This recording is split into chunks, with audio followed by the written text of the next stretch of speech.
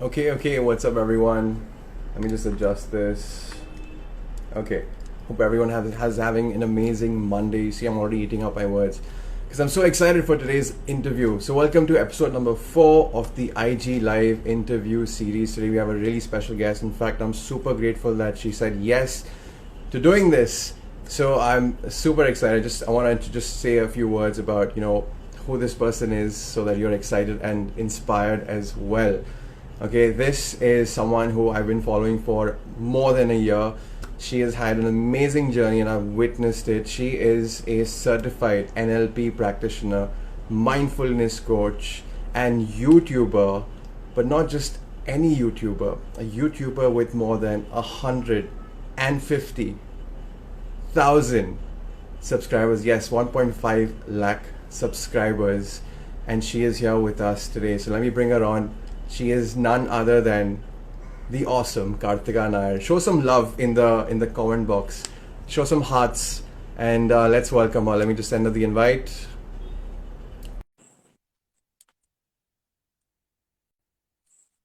And we shall be connected. Hi, am I this way or do you see You me in the have right to way? you have to like just make it straight Okay. away in Got it. alignment. Yay! Hey Okay, do you guys Kartika. see me? Hi. Awesome. So awesome for you to join us. Thank you so much. How's your day going? Really good. I'm multitasking, getting a lot of stuff done, a lot of launches, a lot of things going on, but it's a pleasure to be here. Thank you for inviting me. It's really honestly my pleasure, and I'm just so excited for spreading the value that you have through your experience and through your knowledge and expertise, and impact as many people as we can. And in the process, even if we impact 1%, the job is done. And The that's the job is goal. done. It's all about that. So just to get the ball rolling, Kartika, I know that you've had an incredible journey, and I know quite a bit about you, but I want you to just tell the audience, like, how did you become a mindfulness coach? Like, what was the inspiration? What was your eureka moment that made you decide that this is my path? Okay, firstly, hello everyone. I hope you're having a great day. I hope you're having a great, I don't know what date it is. I'm assuming it's a Monday. This is what happens Yeah, when you're an entrepreneur. So I hope it you're is a doing Monday. good. Thank you for that question. So how did I decide to be a mindfulness trainer I don't think many of us make decisions ourselves. I think these decisions kind of are given to us because of our own life experiences. So Romit said about my past and my history. I don't know how many of you can relate to this, but my journey growing up was I had very low self-esteem, kind of like a some. It's almost like every second person story. But growing up with low self-esteem, being bullied a lot, I grew up feeling extremely vulnerable. I was a very broken person. And so that feeling of being so inferior to everyone, feeling so detached from people, feeling not good enough, all of these things built a lot of pain within me over time. And then that pain at some point manifested into mental dis-ease, right? Because that's how it all begins. It happens because of your own emotions that we don't process. So that mental disease ended up putting me in something called as panic disorder, or it's a very high level anxiety disorder. And then it also, because I couldn't live a normal life, it plunged me into depression as well. So my brain chemistry, my life, everything was out of whack. For 3 years, I went looking for all kinds of answers. Ramit said she's an NLP, certified person. It's because I went through all of these different modules to try to cure my anxiety, but it didn't touch the core of the problem because the problem was from so much of emotions held inside of me from my childhood. So I did a lot of different things, and then finally, when I was at the brink of suicide, that's generally my story. Was I couldn't. So panic disorder, you're constantly panicking. You constantly feel like you're dying. Every small thing, like a piece of dust, can cause you to not know how to respond. So your brain gets overwhelmed with a lot of stress. So because I couldn't leave the house, I couldn't sleep, I couldn't eat, and this went on for years, my life had crashed completely. And from that place, I decided, okay, there's obviously no more answers there, so it's the end of my life. This I can't live. I mean, who would want to have a huge spirit with huge dreams and goals, but you can't leave the house? That is too much for somebody to hold at a young age. So that broke my spirit for a long time. until my parents rushed me to a therapist in my hometown in Kerala. And I was talking to the therapist, telling him everything I know, because, like Romit said, psychology major, she knows this, that, but that didn't, intellectual knowledge is not good enough when it comes to truly healing yourself.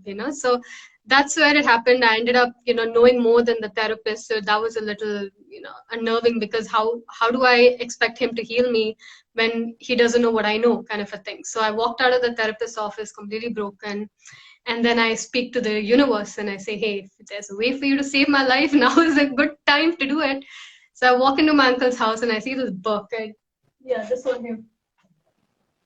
It's called The Power of Now. It's always there in my life. It's by Eckhart. And this book is the book on mindfulness, the first book that I read so deeply on mindfulness. I internalize this book. I make all my students read it. And this is how I got out of all of it. I got out of panic disorder 100%, no medication, nothing else other than just pure mindfulness.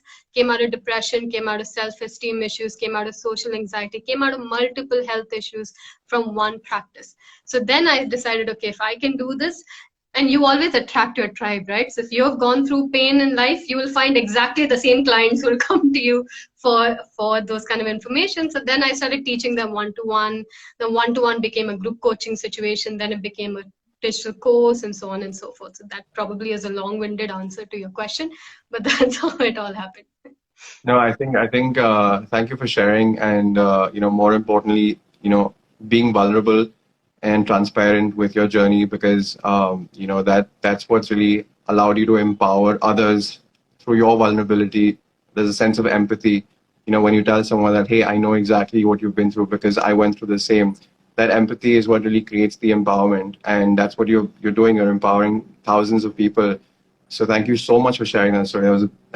That's your journey, and that's unique to you, and that's what's inspiring so many people. So you speak about how, in spite of all the tried and tested methods that you put yourself through, at the end of the day, it was a book that really solved all those problems. So I believe that as long as you're seeking a solution, you will find it at some point in time.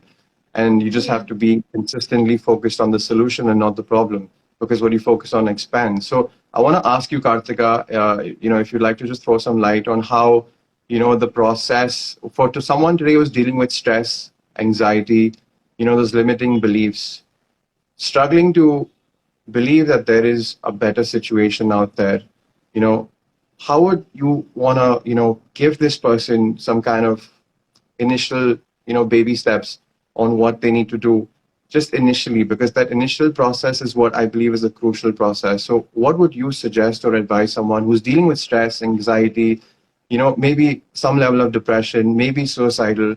How do they really emerge from such strong negativity towards, taking those first few steps? That's a really good question. So you've already mentioned these are steps to take. So for you to go from, the ceiling of the house is the limit, to seeing that there's far greater realities above that, you obviously have to climb up to the terrace one step at a time. Now, the first step is generally what we do, how I teach it. It's also kind of how mindfulness is taught in general. But the way that we teach it is learning to practice non-judgment, non-resistance first. Okay, which is, so when you mention stress, it's not so much as the situation as it is our response to a situation, the thoughts that we're having around the situation, the the emotional response we are taking to the situation. All of that we tend to think is happening on autopilot, but we have a great deal of control over that. And we've heard this so many times at this point, it's like cliche, but it's really, knowledge is not the point. That's what I said. Anyone can know knowledge, but there will come a point when the suffering is so much that you have no other choice but then to go back and start practicing that knowledge. So non-judgment, non-resistance is basically to say it is what it is. Okay, so if your boss is yelling at you, it's an angry person who's emotionally charged. Judgment and resistance would be to make a full story around the angry boss, right? So instead of seeing him as, or let's say COVID, right? And all the situations right now, that's what most people are dealing with. There are a lot of people who've reinvented themselves during COVID. There are a lot of people who are dealing with it in a very different way. Our own communities in my academy, everybody's had the best year. Even though people, got turned off from their job, people had COVID, people came out, people saw a lot of things that everyone else did, but their stress response to the situation was very different, and so the results were very different from this time. So one of the reasons is that it's not really the situation, and I can speak confidently about that, even though the analytical mind is like, how can you not respond so stressfully to a stressful situation, especially when the world is on fire? Switch on the news, it's pain. You talk, you get on, you go anywhere, have a conversation with anyone, there's pain in the air, there's fear in the air. So how do you not soak in all of that and respond in the same way that everyone else is responding in? It feels natural to do so, but we always do have a choice, because what we choose is what creates our results. So that judgment and resistance part is what causes most of our suffering. We are suicidal because we hate our lives. Hate is a judgment. It's a meaning we made. My life is doomed. I hate being here because everything sucks. Nothing is working out for me. Instead of seeing, okay, my YouTube views are my YouTube views, don't mean anything. Okay, doesn't mean I'm not good enough, doesn't mean I've never become successful, or job is not there, job is not there. I know a lot of people who've been cut off and then had this really pure streak of presence and joy, and then got something else that was even better. Does that mean that's going to happen for everyone? Maybe, maybe not. But the suffering part of it was totally your own doing, whether you choose to suffer because of it or not. So I would start by getting people to see things as it is. So what we do in our courses is, if you look around your room and you begin to see things as it is, practice, this is a curtain, this is a tree outside, this is a light, this is a phone. I didn't say my phone, I just said a phone, do not make it yours, to just see it as it is. You begin with small things like that, without judging it, without resisting it, which means if I see a pile of clothes in my room, instead of going into a big suffering because of all the mess it represents, my life, oh my God, nobody's listening to me, nobody folds the clothes here, I'm alone in this life, nobody pays attention to me. Instead of all of that, just see it as a pile of clothes. You see, there's a separation between what is and the meaning and stories you're making out of what is. So practicing something like that, to see things as it is in your environment without making a meaning out of it, without making drama out of it, then you can progress to doing that towards your job and towards a colleague and towards a manager and your mother-in-law, and then goes on and so on and so forth. So that's where I would probably start. But if that is too extensive, because that is still complex, a simpler way is just to get into your senses. So be more in your body. When you're typing, you feel the typing on your fingers. When you're out there, walking, you're really walking, you're breathing. Any way to get out of your head, because all of this is because of thought, right? Thought is what's causing the pain, not the situation. Nobody's sitting with a gun to your head. The gun to your head is the pain that we've created within our own thought processes about a situation. So if you force yourself out of your mind and you're here in the now, you're fully here, which means you're in your senses, you're listening. I'm hearing my own voice, you're hearing my voice. There's no time for the problems. So then the answers will come. You have enough quietness to receive the constant communication that is happening, and you get answers, you take action, and then you move on. So 2020 can really be the best year ever, because it has been for so many people. So it all depends on how we tend to look at our situations. And there's always, to every last thing I will say is, to every problem there are a million solutions, and by million I mean infinite solutions. But when you're quiet, you can see them. When you're judging, resisting, condemning, complaining, criticizing, thinking about the past and future, you're too noisy to even see possibility. So that's why mindfulness is to just keep breathing and relaxing, being in the moment, all of these things. Yeah, I think that's beautifully answered, and I liked how you brought out the situation where you need to separate the situation from the story that you want to put to it. Because my question to you is like, it's a counter question in a way, where our belief systems are basically based on the stories we tell ourselves, right? So when you're looking at a situation, there are multiple different permutations and combinations of stories you can tell yourself based on the situation. So when you speak about separating the situation, like instead of my phone to just our phone, or if it's a situation that is the reason for causing that sense of dis-ease or stress or anxiety, as easier as it, it's easier to say than, to do, but to separate that kind of situation, or to maybe associate a different story to the situation that actually empowers you instead of depletes you. What do you have to say about that? Like, because your beliefs are basically the stories, a summary of the stories you tell yourself. My boss, Yeah. I'm not getting a raise because, I think maybe I'm not good enough for him to give me a raise. That's a story we tell ourselves. That becomes our belief. So, what do you have to say about, creating beliefs based on these situations, and how Yeah. do you really program that mindset to empower yourself instead of the other way around? Okay, so good question. We have a mind for a reason. It's a tool. It's like a calculator. You want to calculate something, take out the calculator and do it. Most of the time, we don't need to use the mind. Okay, we can just kind of live our lives in the moment and enjoy what is. When we need the calculator, we will use it for calculations. Now, the mind is a tool, it's an instrument, which means I can use it to empower my thought processes and therefore get a different result, or it can use me and make me disempowered. The key here is to be aware of what's going on in your mind. So, to kind of pick up from the previous thing, you begin with being present, right? Later on, you'll begin to start being more aware of what's going on in your head. And most of us don't even know 1% of what goes on in our minds throughout the day. We are absolutely unconscious of what's going on in this radio station that's playing. If you start noticing, I just finished recording a video on this. If you pause and ask your mind, anytime that you're lost in thought, am I using my mind right now, or is my mind using me?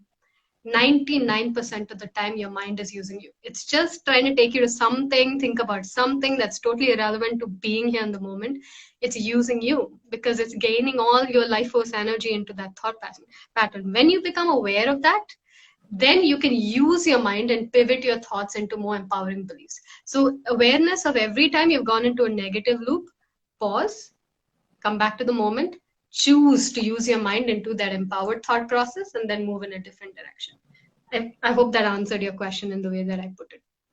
No, definitely. And I think you put it like in a really sequential, manner, because we're living in a time where, there's so much chaos. But then again, it depends on, do we choose to see it as chaos, or do we choose to be aware of what's really more important? And there's so much of, see, stress and anxiety, according to me, is because people either think of what's happened or what's going to happen. And that's what you're talking about. Like, leave aside what's happened. It's gone. It's done and dusted. What's to Mhm. happen will happen. But to be in the moment, to be in the present, to be aware, that is mindfulness, being mindful. So I have a question for you. This is like my question to you personally is, what is really the difference between mindfulness and meditation? Okay, so we always deal with this on the first slide of every mindfulness webinar. So I've said this a Okay. lot of times. Mindfulness is the way you respond to your life situations, which means you're practicing mindfulness on everything, on everyone you meet, every situation, every moment. You're filming a video, you're doing it mindfully. Now, that doesn't mean that you're just being present, because right now I'm listening to you, you're listening to me, I'm listening to myself. We're present. But in being present, we're not offering judgment, we're not offering resistance, we're not making meaning, we're not going into drama stories in the head, we're just listening. Now, everything in that sense can be a meditation, but at the Mhm. same time, to be mindful is also it's essentially observing what is without offering any judgment or resistance. When you stop judging or resisting and seeing things as it is, you can then evaluate the situation. A lot of people confuse evaluation with judgment. They say, without me judging my life, how can I change it? If I don't judge the situation, how do I change it? The word judgment here is not the same word I'm using. Most people are thinking evaluate. Evaluate is to see the situation, what's going on, what actions do I take to change it? Judgment is seeing the situation and then doing nothing about it, but just constantly suffering because of it. It is Okay, got constantly it. being in pain. Right. So what is the difference between mindfulness and meditation is one simple thing. Most people associate meditation with sit down, focus on your breath, be in the moment, and that is a part of mindfulness. But the overall philosophy of being aware without judging or resisting. What are we? So, I'm kind of just scratching the surface here because there's so much more underneath that. Like, who is the one talking in my head? Is it truly me, or is it a voice I've developed over time? Was I born with this voice? Was I born depressed? Of course not. Who is this depressed voice in my head? To question that, all of those things, you go deeper, and that's also part of mindfulness. To answer your question, it is to try to figure out who am I really. When I was born, when you were born, you were aware of, one hand coming to feed you with the choo-choo train, spoon, and you were aware of some sunlight. You don't know what that is, but you're aware of it. That awareness has been with us all the time. We call that the true self, right? That is always there. That's the one listening to me right now. But then there's also one in the head making meaning out of everything that I'm saying, and, having this dialogue. So there are two things going on here. One is the person that's always aware, and then the other one is the one making that noise. So mindfulness is to constantly go back to the one who's aware, the true self. And you can do that via meditation. You can do that with your daily, being aware of what's going on in my mind, who's speaking in my mind, all of this awareness. You can keep doing that. That is also mindfulness. So I hope I kind of showed you mindfulness is a lifestyle that is extended to everything that's happening, versus meditation, which we just see it as being focused in the moment right now. So it's almost like they both merge together, but then there are certain, differences between the two. Right. And I wanted to ask you this question now. The words limiting beliefs really, they're commercialized to an extent, but from a more deeper level, I want to ask you this question, like, because I firmly believe, like you said, since we're, newborn babies till the time we grow up, we're surrounded by, what forms our subconscious, based on what we hear and our environment, as we're growing up. And sometimes what happens is that those beliefs tend to limit us in the future as adults, and we don't realize that we have something that we're carrying forward from the past, from our childhood, that's actually impacting our performance or our progress in a strong way. So and a lot of people are not even aware that this happens, that this is a possibility, that your childhood can actually affect your adulthood. So my question to you is that how does someone really break those childhood barriers that they're experiencing as an adult? Like, how do they break through what's happened like 10-20 years back, and kind of like get a cleanse of what really is important, and break that? How does that happen? Okay, so you've also already answered your question, because you said it affects us as an adult. What does it mean to affect you as an adult? It means it affects the way you think. It means it affects the way you feel and the way you respond. So here's the key. In mindfulness, we don't have to go back to every memory of everything that happened in the inner child and all of that. Although I absolutely love those practices, I definitely recommend them. But with mindfulness, the pain you are feeling right now, when something's happening in your life, the emotional response you have to your life right now is not a new response. It is, the roots of it is in your childhood experiences. So let's say for someone who is very protective of their partner, okay, in the romantic relationship, that person's protectiveness, or the absolute emotional response they have when their partner is going out and hanging out with their friends, is not about the friends. That's all, that is just a mirror.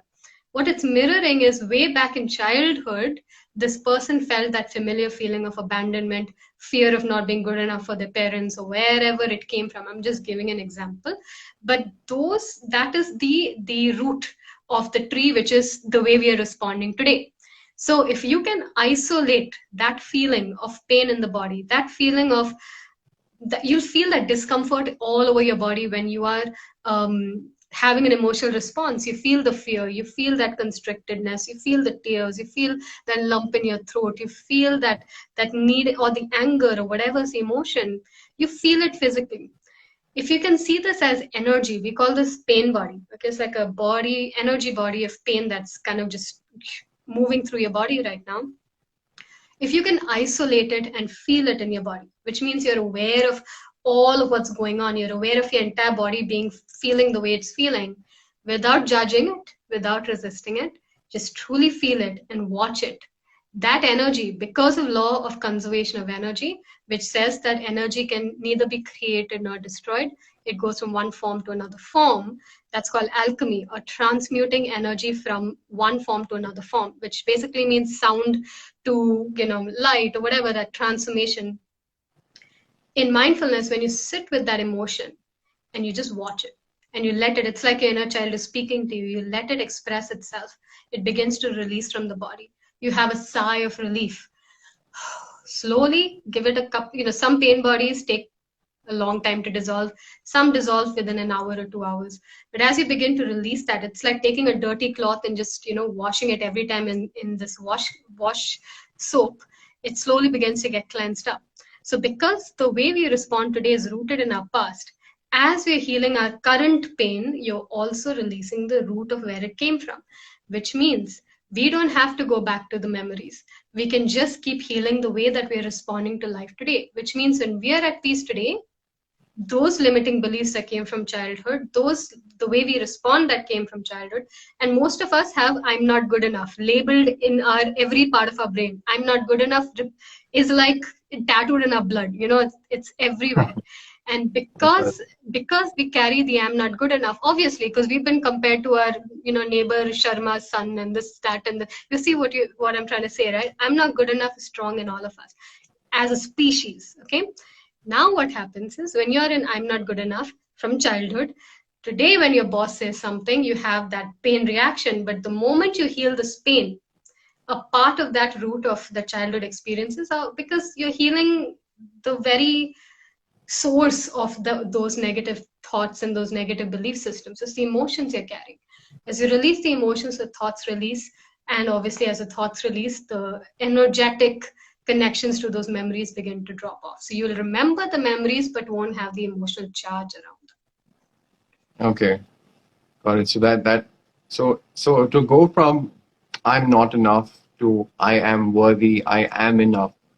Okay, is there some kind of a duration that it takes to achieve this? Is it person to person? It's all non-judgment, non-resistance can happen in this moment, right? If you take, there could be a dark house that's been dark since 50,000 years, but then you bring one candle, it'll become light, right? It doesn't need time. In this moment, you have the opportunity to realize that the one who's saying "I'm not good enough," the one who's feeling the trauma, the pain, is not you. Remember, we weren't born with it, right? Go back to that childhood. When you're a baby, you weren't born with "I'm not good enough." That voice, that we call the pain body. It's not us. The moment you recognize that this one is not me, I can then realize that I'm worthy because I exist, not because I need to do something with my life in order for me to be worthy. I exist. That is why I'm worthy of everything. That's it. If you take, people say self-love. If you take off the self, which is your ego, your mind, your pain, all that, you take it off, what's left is love, right? So if you take off your ego and your mind from the equation, you're naturally feeling good enough. You're naturally feeling love because that's the state of the universe is in. Animals don't have "I'm not good enough." So it's the same thing. It's not for us to go back to an animalistic state, but to understand that the mind is the one causing suffering. If I can learn to take it out of the way, I'm naturally in a state of completion. The mind tells me I'm not complete. Take the mind away, I'm naturally complete because I'm one with all there is. And all there is that's created everything, the universe, the plants, mountains, all of life. You think all of life feels not good enough? No, but when you put the mind in, then I'm not good enough, right? I'm a tiny, fragmented, broken piece. You take the mind away, you start observing your mind, dropping your mind, living in the moment, you're naturally in a completed state, which means you don't really need to prove your worth, even at an intellectual level. It doesn't matter because you can't add. So mindfulness is to say, I'm so complete that nothing can be taken away from me or added to me. That is mindfulness. So essentially, you don't need your mind at all because then you're still dependent on the calculator or dependent on a ladder to get up the wall. Instead, realize there is no wall, there is no ladder. You can fly anywhere you want. That is the essence of mindfulness. If I completely confused you, it's okay, but hopefully some parts of it made sense. No, no, no. Definitely, I'm with you. And I think, when you speak of mindfulness, there are some other words that even come to my mind. that I want to get your expertise on with respect to manifestation. Right now, how do you really incorporate manifestation into the process of being mindful? Yeah, in many ways. So mindfulness on its own, I mean, it originates in the teachings of enlightenment and stuff like that, which is a lot of detachment from desire and things like that. But the way we merge in my academy is we use mindfulness as a way to be aware of our thoughts, so we can drop the one who is suffering and then use that same mind, the same character, to be empowered to create what you want. Your mind is a creative tool. We're constantly creating. I'm creating words right now, right? You're creating thoughts right now. We're constantly creating. So creation is a natural byproduct of just being. Okay, all beings create. Now, we have a mind to be able to direct our creative thoughts and actually create something concrete, which makes us human, right? We've kind of evolved from there. But the way mindfulness affects your manifestation is firstly being aware of your thoughts, so you can release the ones you don't want and then focus on the ones that you do want. That's one level of it. So the heightened awareness of your mind can help you do that. The second thing is, when you are quiet, you're connected to everything, that the entire energy field from which all things are born. So anything, let's say this mic, for example, this mic was first in someone's mind and then it materialized with taking action, and it's now in the physical realm. But Mhm. if I break this mic down into its subatomic and then break it down further, you'll see it's just energy vibrating in a certain frequency. So when you're quiet, you're no longer in the noisy mind. You get to connect deeply with that field of all energy. We call it pure potential, which means I'm not my body. There's something further down. It's not just the molecules, it's not just the cells. Further down, I'm just vibrating. I'm just a mass of energy vibrating in a certain frequency, which means I am the drop in the ocean. When I am the drop in the ocean, I can create. I can choose my mind to put any thought into this field of pure energy. We call this the field of pure potential. Anything is possible here. Any vibration I hold here is possible. So I can use my mind. So I silence myself, use my mind to then drop a thought into this particular pool of energy. And because mindfulness is about non-judgment, non-resistance, another word for that is living in ease, least resistance, piecing out detachment, you manifest very quickly because your mind isn't getting in the way of you receiving something that's natural. Mhm. Another way in which mindfulness affects manifestation is you receive your answers. Most people, all of us, sometimes we get so lost in the story of the ego, whatever's going on, that the answers are coming from the universe. We're trying to find answers. There's always information coming in, but we're so noisy that we can't even see that there's something at the door. When you silence yourself, you can open the door and suddenly you have insights. I had one of my videos that did the best, really, really well, came to me when I was so broken out of video ideas. I don't know what to do, no inspiration, nothing, just broken. And then I decided I'm just going to quieten down, just quieten down, not totally accept that, okay, this is it, I don't care. Numbers or no numbers, I'm totally okay. Came to a still place, came to become quiet. 10 minutes later, I'm jumping out of the bed and I'm doing this video idea and having such fun with it, and that video does well. Purely because when I quietened down and I let go of all attachment, I was very detached, the door opened and I got an idea. And the idea was very inspired. So, multiple experiences like this where inspiration catches you and then you act on it and then you see results. It happens when you're in a flow state instead of feeling so bogged down by your own mind that you can't even see inspiration anywhere. So that's another way in which, there are multiple ways in which mindfulness affects your manifestation, but I'll just put one more on the list and then after that I'll finish this answer. 1 second. Because, yes, There's someone yes. at the door, and I have to just check Yeah, that. yeah, yeah, no If you problem, guys no have any problem. questions, please ask questions right now. I'll see who all are here. Hi, Ashmita. Hi, Supriya, Tripati, Sishia, Jyoti, Vaibhav. Oh, wow, so many of you. Nikhil, Pratyusha, Deepa, uh, Prasad. You guys are from Romit's community. I just want to say hi. It's nice to connect with you. If you have any questions for me or you just want to say anything, just go ahead and ask it in the comments. Hi, Sumit, Abhishek, Varun, Sakshi. Yeah, a lot of people here. Oh, we have a lot of questions. Okay, Big so question. you wanna answer these questions before they get rolled up. So you can see the We'll question answer as them well, right? later. Okay, let's answer them later. I'll then scroll them up later. Yeah, Let's continue because we've built momentum and yeah, let's keep going. So I'm yeah. So sorry I about had to that. say one last Yeah. part of that answer, so Yes, it please. still there. So the last part of this is, see, for me, like you said, even if we help one person, our job is done. So I want to make sure I'm one of those people who will tell you everything. I mean, I do charge for my courses and stuff like that, but I'll tell you everything anyway. It's like that. So I want to make sure you know. Physical health, one of the easiest things to manifest, money and physical health. I've said this many times purely because your body is constantly vibrating at the level of your thought.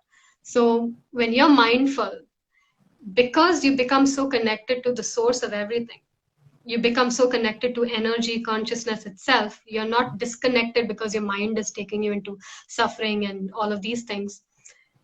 You end up flooding your body with so much consciousness that your cells are obviously being flooded by consciousness.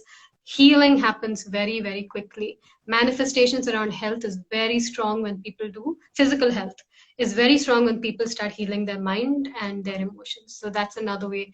That was my final part of that answer.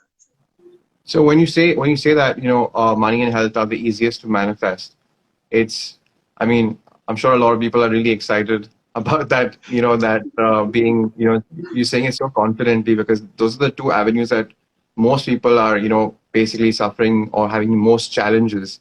So when you speak about the ease of manifesting health and money, then how does one really manifest? I mean, I know that you go into more detail, but just to give someone like some kind of a roadmap that what does they have to do? And I want you to also speak about affirmations. How do they really work? What is the energy required behind the affirmation to make it work for you? Okay. So the reason why I say money and health are easiest to manifest, I mean everything is easy to manifest. Okay. I just say it dramatically so that people, because that's where the most resistance happens in people's minds, is around money and health. So I the reason I'm confident is because I've been running Synchro Shakti Academy for so long. We've seen so many results, my own results, but students' results day in and day out. You open right now, if I open an SSA Synchro Shakti Academy, any Facebook page, there'd be 5 success stories right now. And I didn't do anything. All I did was tell them a few things and they consistently applied. I'm not plugging in my academy here. I'm just trying to tell you. I'm Mm. confident because I see the results day in and day out. And we still live in a world where people question whether law of attraction works. We still live in a world where people think, are on the other side of the fence, and that's okay. But I live on this side where I'm seeing results day in and day out. We are seeing practically results day in and day out. So we live convinced because we see the results day in and day out. How do we see the results? And you asked about affirmations and all of that. Manifestation is just one thing. It is assuming that you have something. Okay, holding the vibration in your body and in your mind.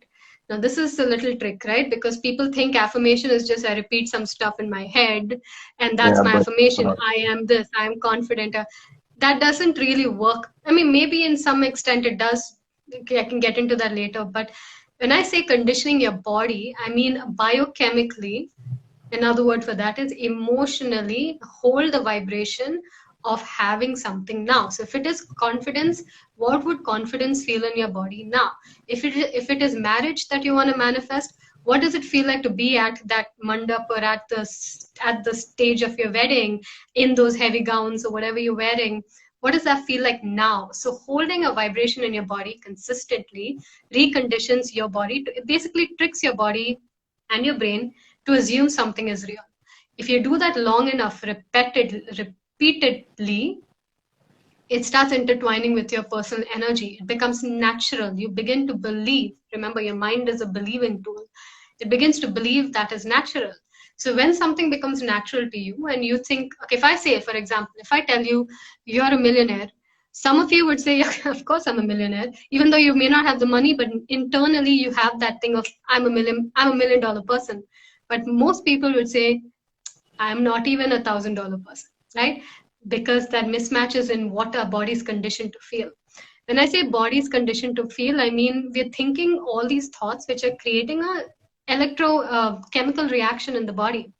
That's basically the hormones of each thoughts, stress hormones, different hormones that flood our cells. So the body gets conditioned to be let's say 500, okay, let's say your crowd may, let's say is Indian crowd, right? Let's say 30,000 rupees a month is our body's conditioned thermostat around money. If I can condition my body every day consistently, I do. This is why I teach. I have a 5 a.m. club. We every morning 5 a.m. to 6 a.m. We're up 5 a.m. Can you imagine? And we're sitting 1 hour 15 minutes conditioning the body to hold the vibration every single day of what our future looks like today. So when you do that over time and you keep doing it, eventually it becomes natural. It goes into the subconscious mind. That is where affirmations comes in, repetition comes in.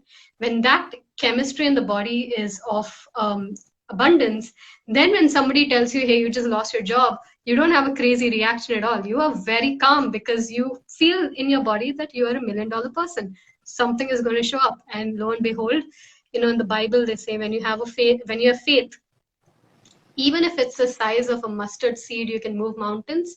There's a reason why they say that, because the strength of faith, strength of holding a vibration in your body as though it's real day in and day out, that is what magnetizes your energy and then causes you to manifest. So to make the easiest answer, manifestation is basically tatastu, like it's done. Okay, just assume it's done. You have it now.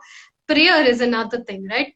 Most of us pray like, please, please, please. This is not an abundant energy. Prayer is the opposite. It is to say, I have this. Thank you so much for giving this to me. That is prayer. That's the true meaning of prayer that got lost somewhere one time. That to assume something is real right now, hold that in your body, is manifestation. So, I mean, Kartika, when you say that, you have to hold the vibration, then are you saying that it's the thoughts that create the vibration and that biochemistry? Are you referring to the thoughts that create the vibration and the energy? So the thoughts, but see your heart, okay, I don't know if you know this or if you guys know this, but your heart is a brain of its own. It functions independently of your head. So you could be Okay. thinking something but feeling something else. Or not just that, I mean, that's also because of your subconscious thoughts.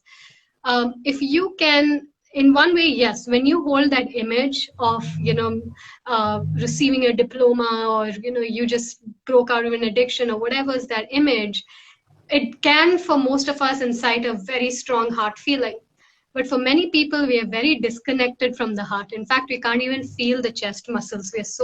We've held so much of stress in the body, in the heart area, pain that we've been through. We can't feel the love. So sometimes the thoughts itself is not good enough to make us feel the emotions. So what we do, and if you've studied heart math or any of those things, you'll see that there is a way to influence the heart directly. Sometimes you breathe into the heart. Sometimes you think of someone that you love and what you love about that person, which is again thought based. Right. Sometimes you are just appreciating, the moment and what's good about it. Digging, we call this positive aspects, where you dig. So let's say what's so positive about this moment, and then you write that down. Okay, I really enjoy what I'm learning.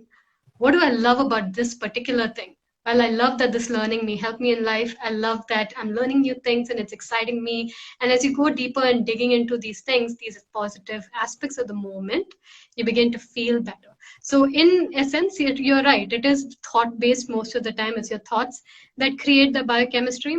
But we need to put a little extra effort in trying to make ourselves feel the emotions around that thought, because sometimes Yeah. you don't feel it. Yeah. Exactly. I think that really answers a lot of questions because and I love how you put it across that the heart is a brain of its own. I think I've never heard that before, and now I really understand because see it's like there's a segregation between thoughts and feelings, and it's only when you merge the two together that's where the energy and the vibration is created, and that energy and Mm. vibration is what really realizes the manifestation, right? Yeah. Yeah. So I mean, that's like the it's like a recipe. You got to have all the ingredients to make sure you Yeah. have that final dish.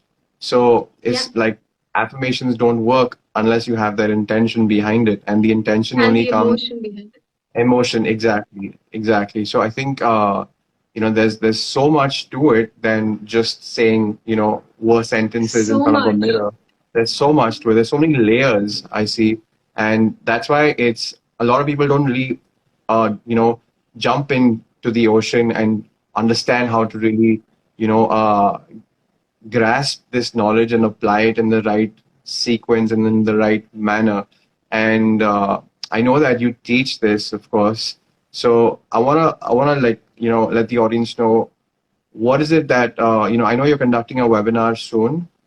So if you could Mm, just like yeah. talk about, because I'm sure that so many people have so many questions, which we will get to the questions as well. Mm, But I want to also just address the fact, because it's not just like doing one thing. It's not just about writing your goals down on paper because someone told you to. It's not about just thinking positive.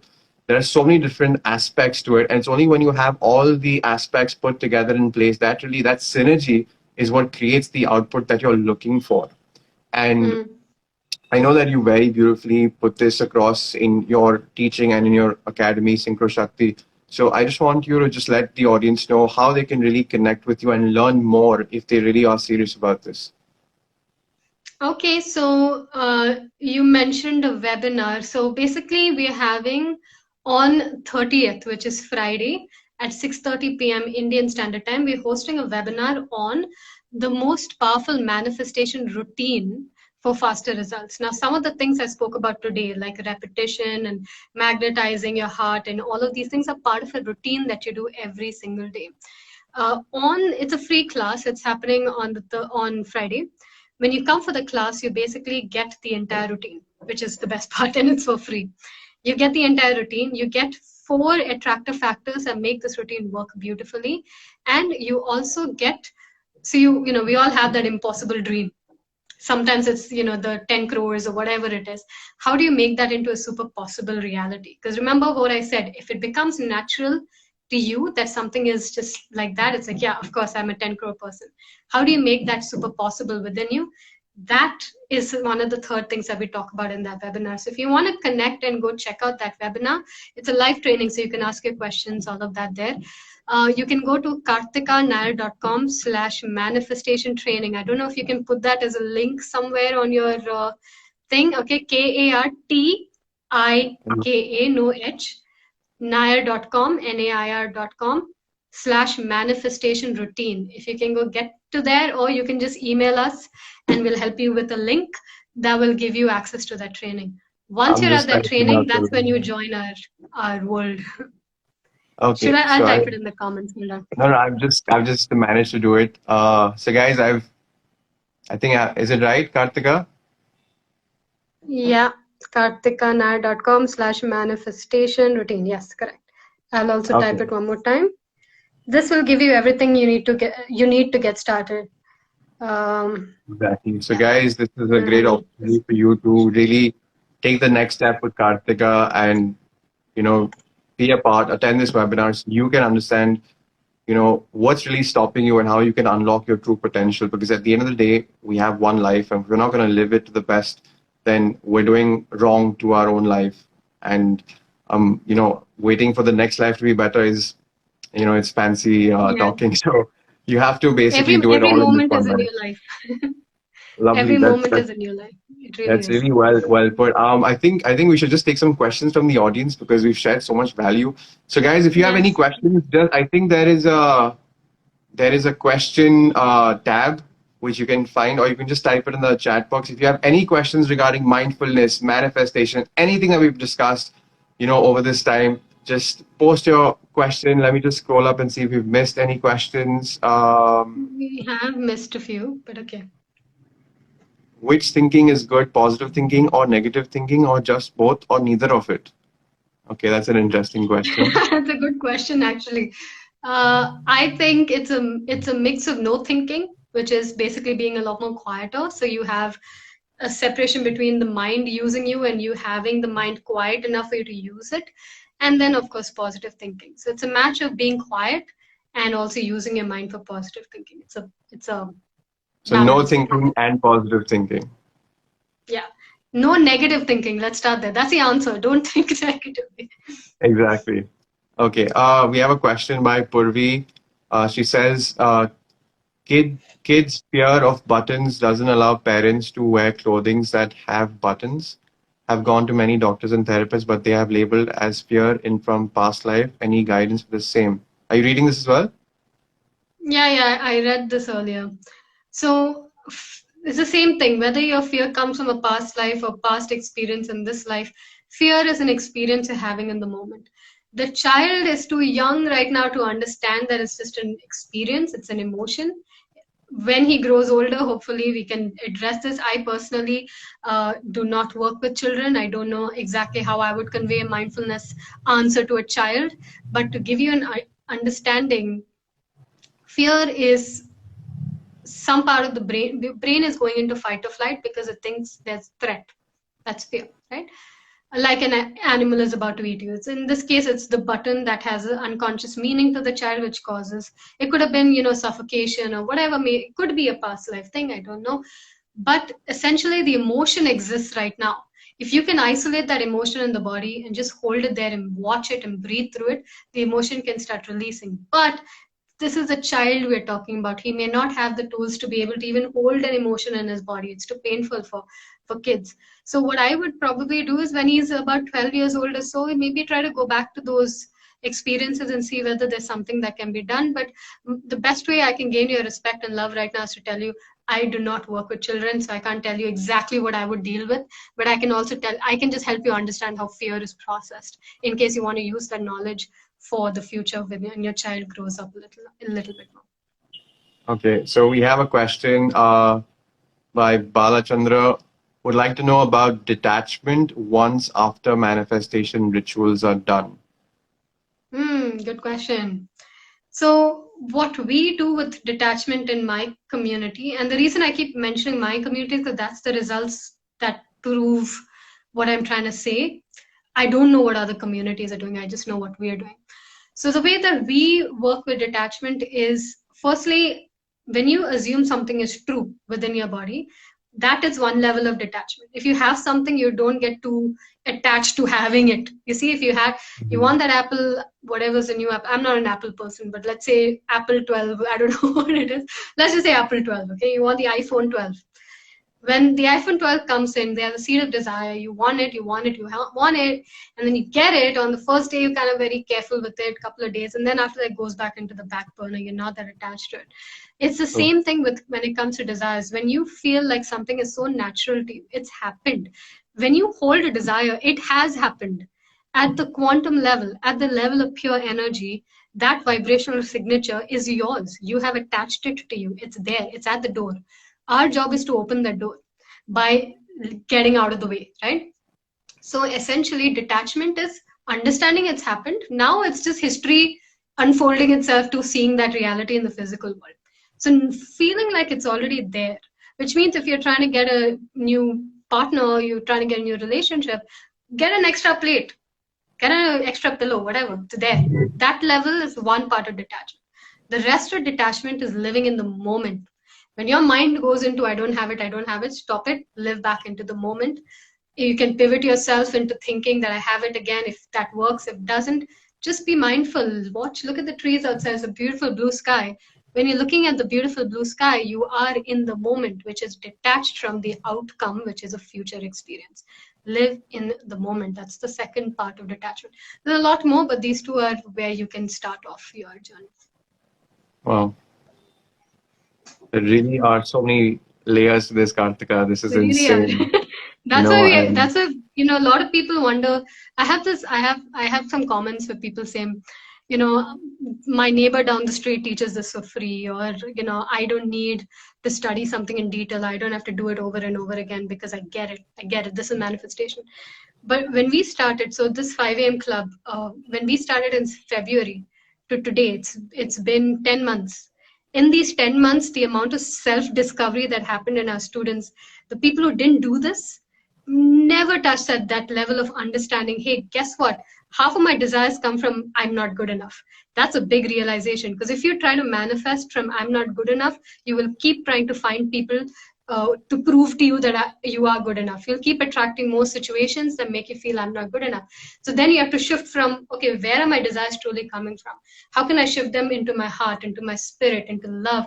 That's a process, because you end up, I mean, I'm not trying to put fear here. What I'm trying to say is When you're not aware and you're just acting on robotic surface level, you miss out on a lot of magic that can happen in your life when you're really diving deep into something. So there's good that there are layers to it, because then you get to really, really become someone, and the journey becomes more important than the destination.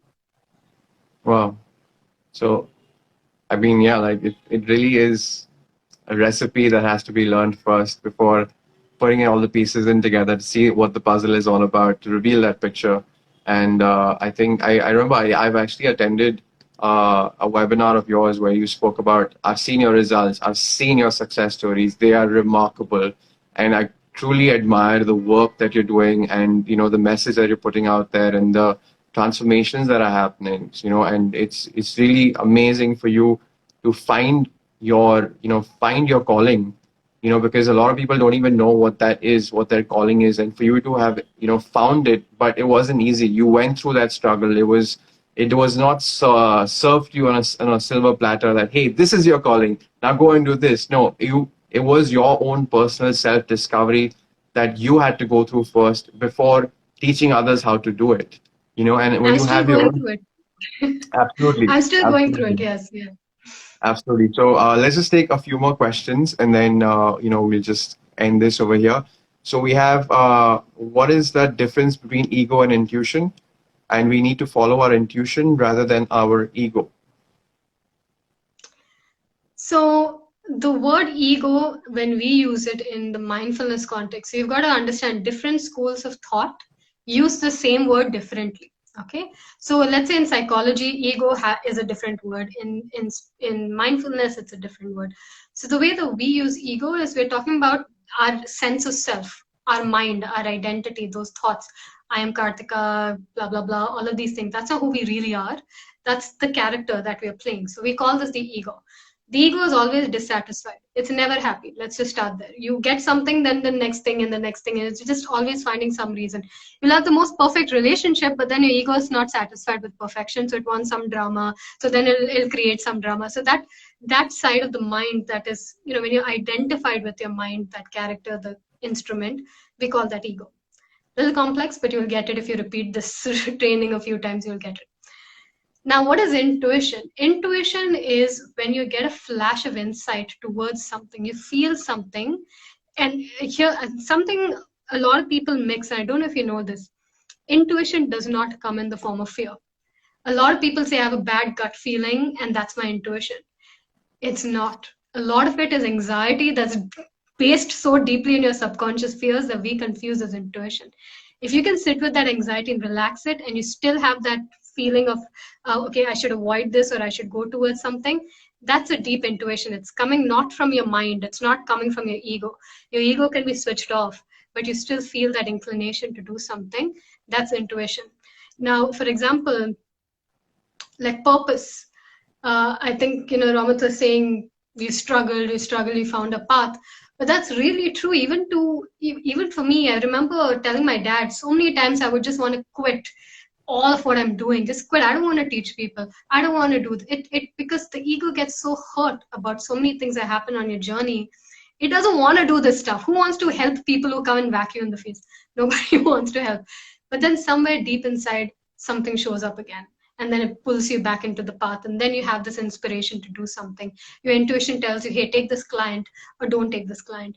It's not fear that is telling you. It's not your mind that is telling you. Your mind would love to take every client, but somewhere deep inside there is something else is guiding you, right? So it's a voice that is felt, but it's not coming from your mind, it's not coming from your ego. I don't know if that helped you, but that's the separation between the two, because ego doesn't know anything. It only knows four walls of its conditioning.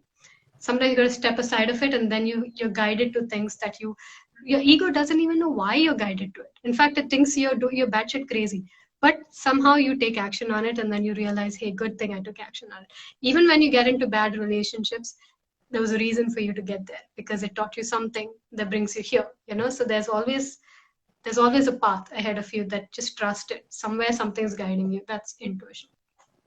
Amazing. So this Instagram live is going to automatically close in 1 minute. So I just want to take this opportunity, Kartika. You've been amazing, awesome. Thank you so much for doing this. And guys, if you've missed out, you just joined in, the recording will be live in a few minutes. So that's a notification I've got from Instagram that we have 25 seconds left. Kartika, just one last piece of advice for everyone, just whatever it is, last piece of advice. Last piece of advice: the world is a mirror. Your job is not to change people in the world. Your job is to see what is in mirroring in you and heal that, work on that. That is my last piece. Because when you heal, your life changes. Awesome. Thank you.